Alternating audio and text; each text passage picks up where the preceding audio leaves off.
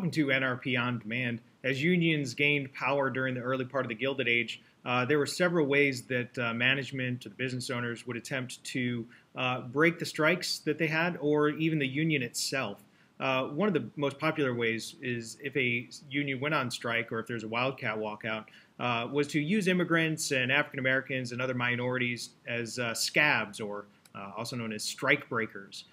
This would demoralize the union members as well as serve as a way to get cheaper labor into the factory. You could hire private security forces, like what happened in I believe it was the Homestead strike in Pennsylvania. The Pinkertons attacked the strikers and killed several.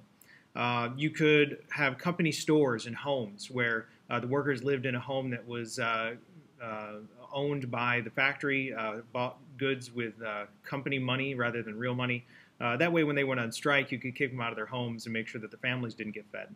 You could force them onto blacklists. A blacklist was a list of workers that were known union members, and they wouldn't be able to get a job anywhere in the area if they were on that list.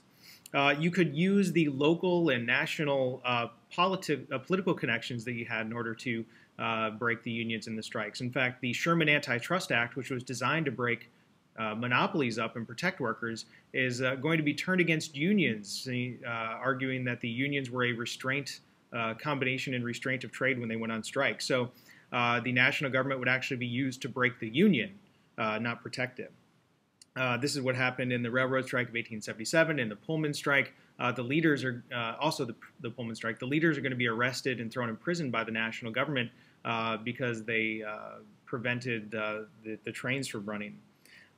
You can use the media against the workers. Most of the factory owners, the businessmen, had media connections, so you get lots of political cartoons turning against the unions because you really want to get the public against the working class. That ties back into that whole captain of industry social Darwinism thing.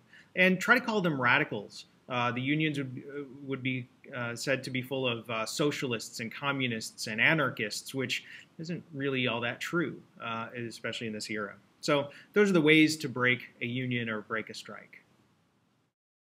Thank you for joining us with this NRP On Demand broadcast. For more information on the National Reconstitution Project, our mission, or the projects, please visit our website listed below.